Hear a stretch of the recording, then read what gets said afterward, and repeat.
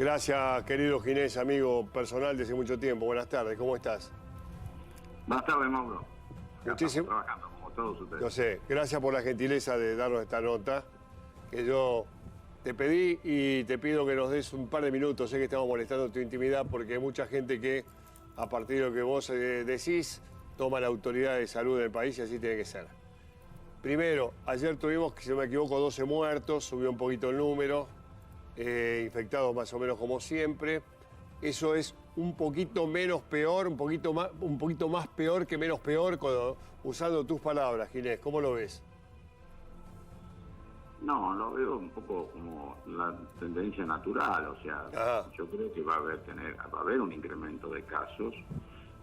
Nunca dijimos que no iba a haber, ni sería una mentira haberlo dicho, porque eso no sería ningún lugar del mundo, ¿no es cierto? En el sentido que es una pandemia y involucra a todo el mundo, y lo que uno tiene que tratar es que involucre a menos personas y que sobre todo cuando se involucra a personas no sean muchas, de manera tal de uno poder atenderlas correctamente y de esa manera un poco administrar, como te dije, la pandemia del primer día, que es lo que estamos haciendo. O sea, hay un lento incremento, sigue siendo centralmente en las grandes urbes y particularmente en el AMBA, pero también es cierto que nosotros en este 35 o 38 días que pasó desde que empezamos con todo, 40, pongamos, sí. Hoy la capacidad de respuesta nuestra es extraordinariamente creciente con respecto a lo que era hace un mes, es mucho mejor.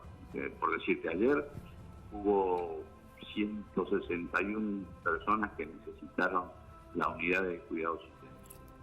Y nosotros ayer teníamos más de 6.000 camas vacías de cuidados intensivos. Con eso quiero decirte que el horror de lo que ha pasado en otros países, como en Italia, como en Nueva York, como en España también, en verdad nosotros estamos muy lejos de eso y tratamos de que nunca se llegue ni aproximadamente a eso. Entonces, como te dije, el caso va a seguir habiendo, lamentablemente no hay forma de que no los haya, no hay ninguna posibilidad en ningún lugar del mundo. Lo que tenemos que hacer es que sean pocos, que sean graduales, que nunca sobrepasen la capacidad de respuesta de los servicios de salud y por supuesto mejorar todos los servicios de salud como estamos haciendo a lo largo y a lo ancho del país. Por ejemplo, para decirte algo, Mauro, desde que empezamos con el tema de los respiradores, que era un lugar crítico, nosotros hemos distribuido, ayer yo inclusive fui a un par de provincias argentinas, fui a Córdoba, fui a Santiago del Estero, hemos distribuido 1.011 respiradores, y eso es solamente en 30 y pico de días, y el mes que viene vamos a distribuir muchos más, es decir, y de la misma manera están mucho más capacitados los servicios, tenemos la gente de salud conectada a todas las terapias intensivas, estamos haciendo las primeras prácticas del proyecto Solidaridad, o sea, de ver cuál de las estructuras de medicamentos que existen funcionan mejor, y creo que tenemos una capacidad de respuesta distinta. Ahora que el problema sigue y que estamos en medio de la pandemia, y sí, es cierto. Está muy bien, primera parte muy bien. Mitos, verdades que vienen o que llegan. Estamos a punto de tener otoño, frío y qué sé yo. ¿De verdad eso va a complicar el número de casos y el número y el estado de salud de la gente? ¿El frío tanto complica, mito o verdad? No, siempre el frío ha sido un aliado de las enfermedades respiratorias, eso es real. Siempre en invierno hay mucho más enfermedades respiratorias. El anteaño pasado, por ejemplo, de gripe solo murieron 32.500 personas en la Argentina.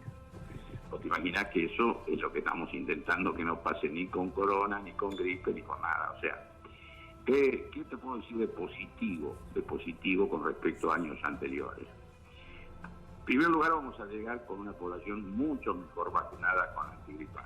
Nosotros hemos no solo puestos en disposición de todas las provincias la cantidad de vacunas de años anteriores, sino muchísimas más. Hay más de 2 millones y pico de vacunas más, y ahí los grupos vulnerables son los de más de 75, los que tienen alguna patología previa y los pibes.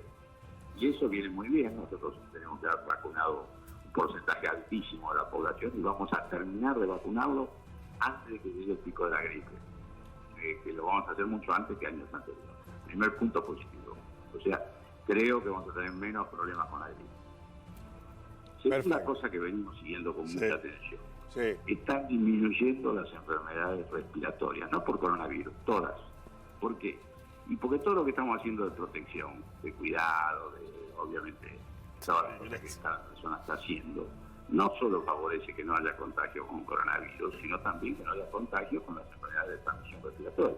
Porque las mismas medidas que tomamos para que no se disemine el coronavirus sirven para todos los otros virus respiratorios.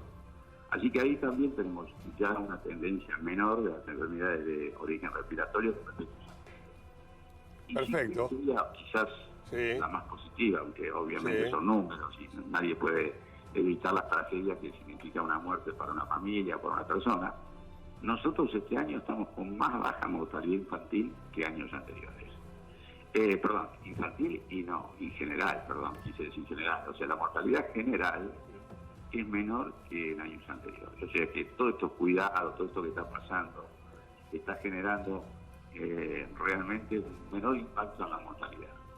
Lo cual, obviamente, es un buen elemento para pensar, porque, bueno, es cierto que si la gente se muere no es bueno, aunque sea el fin inexorable de la vida, lo que tiene que hacer uno es que la gente no se muera antes de lo que se debería morir, ¿no es cierto?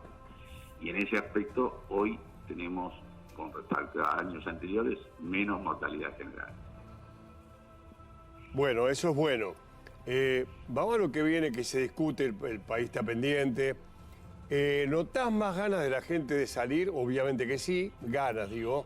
No es que esté bien ni mucho menos, pero hay más gente en la calle, hay más tránsito, hay un poquito más de romper un poco las reglas, porque la gente lleva, como decís, 40 días cumpliendo muy bien en general. Después pasó la vida, pero la gente lleva muy bien, gente que se cuida mucho, pero ya hay un deseo, que después vamos a hablar de los chicos y las escuelas en un minuto más. Pero, digamos, ¿se aguanta la cuarentena o hay que aguantarla, que es diferente? No, bueno, la cuarentena es una medida que sirve primero que nada individualmente, y segundo para los seres queridos, los que conviven con uno, y después también hay un beneficio comunitario. Pero la primera cosa es una cuestión de tipo individual, es decir, no creo que nadie haga cuarentena primero por los otros, lo hace primero por uno, por su familia, por sus seres queridos, después. Sí. Y en ese sentido, como bien decimos, más allá de algunas excepciones, yo creo que el comportamiento argentino ha sido ejemplar. Es cierto que uno tampoco no puede pensar que va a vivir una sociedad en cuarentena permanente, y eso es un desvelo permanente de nuestro gobierno, eso lo sabéis. Nosotros, en verdad, hemos tratado de propiciar algún tipo de salida con ciertas restricciones, sobre todo con cuidados, porque tarde o temprano va a haber que salir.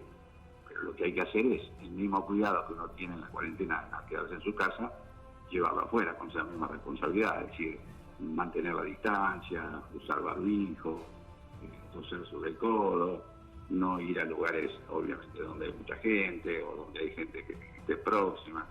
Pero esas cosas también siguen siendo parte de la responsabilidad social, o sea que no se termina el día después cuando se salga a la calle y cada cual haga lo que quiere, ¿no? ¿Cuánto va a aguantar? Y bueno, yo no lo sé, esto honestamente, porque es un comportamiento social. Paradójicamente, donde menos riesgo hay, que son en las ciudades chicas, en los pueblos, porque no hay circulación, no hay menos, donde más se cumple. Y donde más riesgo hay, que son en las ciudades grandes, o en los lugares de aglomeración de gente, donde algunas fotos para unos días de hoy impresionaron, porque no es solo que había mucha gente, sino que estaban no haciendo los mismos cuidados, no manejando la distancia, no manejando una serie de cosas que necesariamente va a haber que hacer. Pero este es un equilibrio entre lo que nosotros aconsejamos, lo que quiere el gobierno y lo que responde la gente. Yo personalmente creo que nadie supera ninguna acción de gobierno ni ninguna indicación de gobierno a lo que sea una responsabilidad personal, individual, ¿viste? Y por eso estimulo y exacerbo eso en el comportamiento de la Argentina, porque como dice el presidente, no es un sacrificio, estamos haciendo algo en función de nuestra salud, de nuestro futuro, ¿no? Tu voluntad personal como ministro y la voluntad del presidente o del gobierno es que a partir de la próxima cuarentena optativa, como se llame, el próximo lunes, no este, sino el otro, ya la gente tenga un poquito más de respiro en la calle, fuera de casa, un poco más en Capital también, y en la provincia de Buenos Aires también, que son los circuitos que el presidente el otro día definió y que definieron también los gobernadores que no. ¿Tu idea es también, o la idea del gobierno, es incluir ciudad y provincia de Buenos Aires? Mi idea es que esto debe ser, ¿cómo te puedo decir? Debe aumentar el control sanitario y el cuidado sanitario cuando pase eso. O sea, no es que uno afloje nada, pero sí debemos empezar a tener actividades sociales y actividades productivas que son necesarias en cualquier sociedad, con todo el cuidado, con todo el resguardo, pero me parece que sí. Ahora, lo que pasa es que la decisión no es mía ni de los nacional, esto se ha compartido, como decís vos, con jurisdicciones, y hay jurisdicciones que han considerado que no era el momento, que todavía no estaban en ese tiempo, y eso es respetable, obviamente, en un país federal. Por eso también el gobierno nacional actúa entendiendo que, bueno, la jurisdicción local sabe muy bien lo que pasa y tiene el peso político. Nosotros, obviamente, le damos preponderancia a la situación epidemiológica de cada lugar, a la cantidad de gente que vive en ese lugar, por supuesto, el estado de circulación del virus, a la capacidad resolutiva que tengan los servicios de salud. Todo eso es aplicable a decreto. Y de hecho hay muchas jurisdicciones que están haciendo una apertura, porque también es cierto, o sea, 3/4 partes de la superficie de Argentina, de un 30% de la población, nunca tuvieron circulación del virus, ni siquiera importada. Entonces también mantener una cuarentena estricta no tiene sentido en esos lugares. Por eso también decimos que según geografía va a ser toda la apertura, va a ser gradual y con la geografía también, no solo con la epidemiología. Y por supuesto, creo yo que se puede tomar mucho resguardo, no es que uno afloje todo, al contrario, pero cuando pase eso, los resguardos sanitarios tienen que ser iguales o mayores que lo que hay ahora, ¿no? Los chicos puntualmente, que ya sabemos todo lo que pasa, ya somos expertos en pandemia, escuchamos tanto de ustedes, de los médicos, pero ya te aparece sociedades de pediatría y demás que te dicen, ya está muy bien, sin alterar demasiado, ya los chicos merecen, necesitan, no hablo de clases, ya, a un paseo de alguna especie con los padres o algo, porque ya empiezan a aparecer conflictos. Ya te digo, ni como abuelo, ni como médico, ¿vos estás de acuerdo con los conflictos que aparecen ya en los chicos? Sí, claro, mi hija me recuerda todos los días que hasta cuando voy a tener a mis nietos de esa manera me echa la culpa a mí, yo no tengo la que ver, no lo decido yo, es una decisión, pero es cierto, ¿no? Es cierto, pues digo, uno no puede pensar que la vida de una sociedad puede ser una cuarentena permanente. Y en ese sentido, por eso nosotros tratamos siempre de ver con cuidado cuáles son las maneras de ir aconsejando. Y claro, algunos lo están haciendo, algunas provincias lo hacen, otras no tanto. Esto creo que también tiene que ver con el tiempo, ¿no? Y con la responsabilidad que cada uno crea que puede cumplir en su lugar.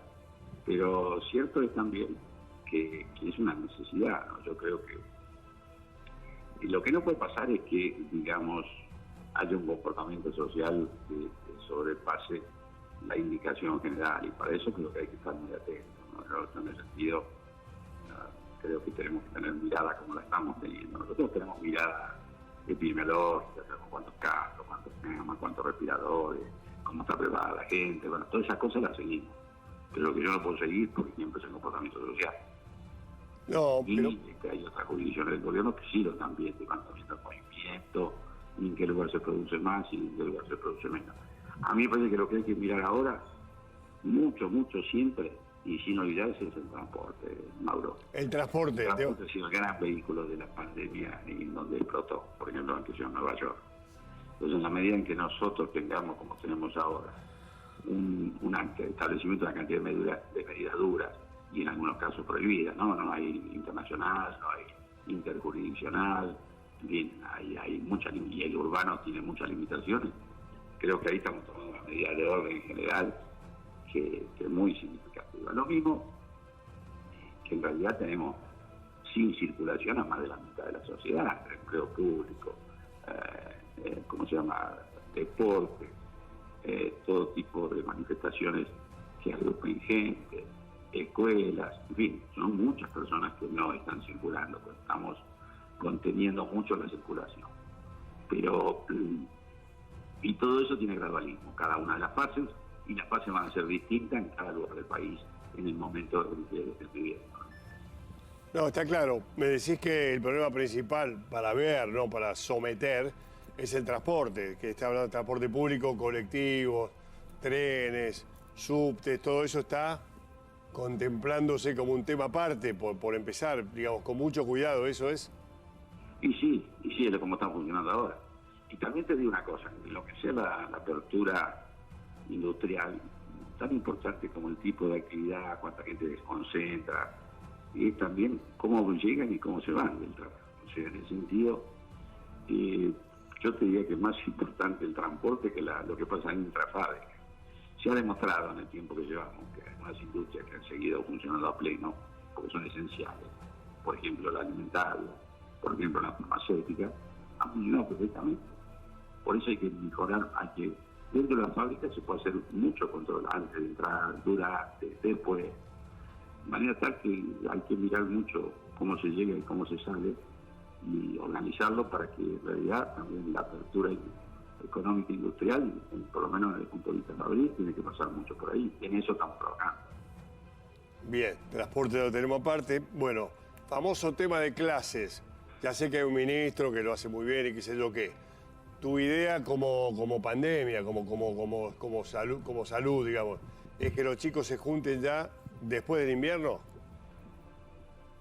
No lo sé. Mi idea es que se junten cuanto antes, porque yo entiendo que la distancia es útil, y la enseñanza virtual, pero no hay nada como la socialización de un pibe con la escuela, con sus amigos, con sus compañeros. Pero te digo la verdad, no lo sé. Eso no va a ser pronto, eso seguro. Eso lo va a ser inmediato. Que tomemos cuando ya tengamos un panorama bastante incierto y ya veamos y hayamos cruzado buena parte del río. Todavía estamos en el primer tercio del río, te diría.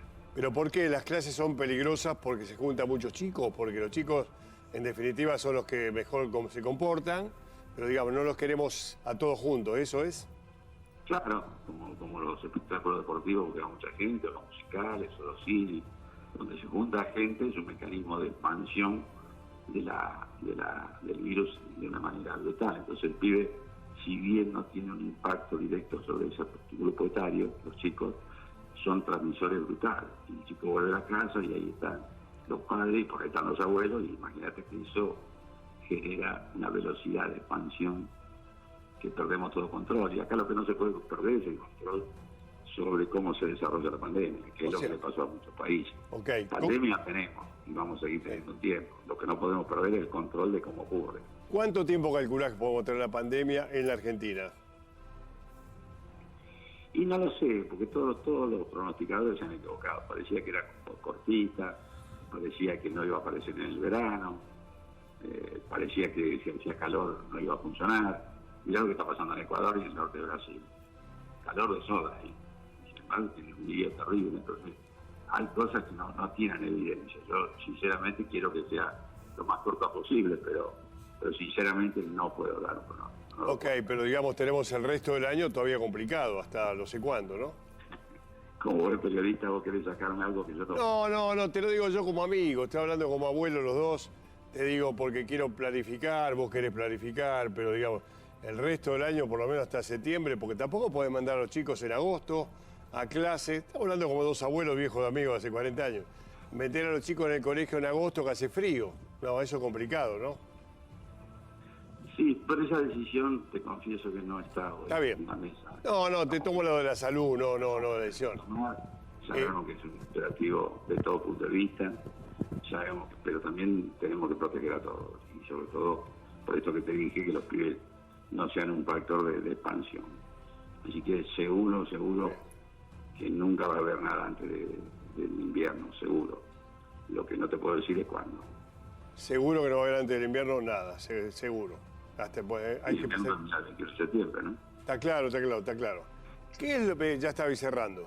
¿Qué es lo peor que nos puede pasar, digamos? Ya olvídate que sos el ministro y yo el amigo. Somos un amigo tomando un café. ¿Qué es lo peor? ¿Por qué tenemos pánico? Tenemos miedo. Vemos, hoy en Rusia tenés 10.000 casos. Hoy Estados Unidos ha fracasado, creo que lo hablamos alguna vez en privado. No, ni vos podés entender como ministro, yo como periodista, como Estados Unidos tiene semejante cantidad de muertos. ¿Y qué ha hecho Trump? También todo el mundo dice lo mismo. ¿Nos puede pasar algo parecido en la proporción argentina o ya está descartado eso? No, descartado no está nada, porque también depende del comportamiento de los argentinos. Si se produce un desequilibrio social y la gente hace lo que quiere, estaríamos complicados, pero no creo que eso pase. Yo creo que como venimos ahora, venimos por debajo, como te lo he dicho varias veces, de la mejor de las expectativas. Y eso se ve en los números, eso se ve en la elocuencia de las cifras. Lo cual, con esto quiero decir que nosotros de entrada dijimos que lo que necesitamos era poder manejar nosotros la pandemia y sobre todo manejar los casos que se producen cada tiempo para que nunca hubiera un argentino que no tuviera la correcta atención en caso de que le toque. Y eso lo estamos logrando, y ese sería mi fantasma. ¿Satisfecho? ¿Vos estás satisfecho? ¿Estás satisfecho más o menos? Claro, porque es pobre. Sí. Y eso sí, o que vive en algún lugar lejano. Y eso no, me vuelvo loco con eso. Sí. Creo que en ese sentido, con la provincia y con el sector privado también, que justo así lo estamos trabajando integradamente con el sector privado en todas las provincias. Mirá, la pandemia genera una integración que a veces te cuesta años conseguir y un funcionamiento en redes que yo por lo menos empecé hace mucho tiempo y no lo he logrado. Así que también tiene cosas positivas como esta, o el desarrollo de la telemedicina, por ejemplo. Sí, son todas cosas positivas, pero en este sentido yo no creo que ninguna de las catástrofes que uno ve televisivamente nosotros vayamos a tener acá. Eso te diría que tengo casi certeza, dentro de un mundo sin certezas. Lo que sí te puedo decir es que esto va a seguir, que esto no va de un día para otro, así vos se terminó. Lo sé. Va a ser un proceso lento, gradual, mientras podamos, y como venimos ahora, administrado por el Estado, correctamente, con toda la sociedad, y con menos impacto que en otros lugares, muchísimo menos, pero que tiene impacto, tiene impacto. Impacto tiene impacto. Los 200 y pico de muertos que tenemos son una catástrofe, pero no es comparable con nada, pero es una catástrofe para los familiares, para nosotros. Ahora, lo último es, estamos bien con la OMS. Sé que el director ejecutivo de la OMS es el etíope de apellido difícil, te consulta, te habla de la salud argentina, te manda felicitaciones, te manda previsiones para el tema del invierno, por eso te pregunté el invierno, te dice tome las precauciones, él apuesta mucho a que el frío es demoledor, él lo dice, y se lleva bien con el modelo argentino, me parece, ¿no? Sí, estuvimos charlando antes de ayer, me parece, sí, me llamó.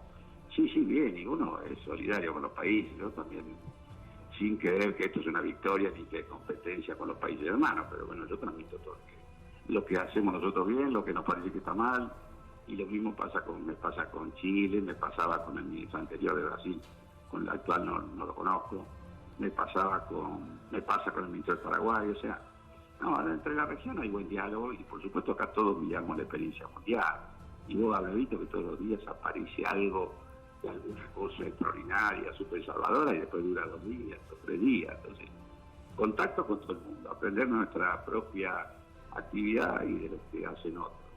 Compartir información solidaria con todo el mundo. Y por supuesto, sí, un honor para la Argentina, no para mí, que la OMS elogie el modelo argentino, y lo que estamos haciendo es decir, no es un gobierno, no es un ministro, es una sociedad que está haciendo bien las cosas, ¿no? Bueno, me alegro mucho por eso, como país, como nación, como república. Ojalá que la vida sea un poquito más tranquila, porque esto nos descompaginó, hizo un desastre en la cabeza de todos. Tenemos que recompaginar en el mundo, ¿no? Barajar, dar de vuelta, empezar nueva vida. Mauro, no hay otro tema, no hay otro. No hay. Yo también a veces siento el misterio que yo tenía tantos sueños, tanto recomponer tantas cosas, y la verdad es que estoy casi todos los días ocupado de esto, que por supuesto es muy importante, pero que también los otros temas necesitan, ¿no?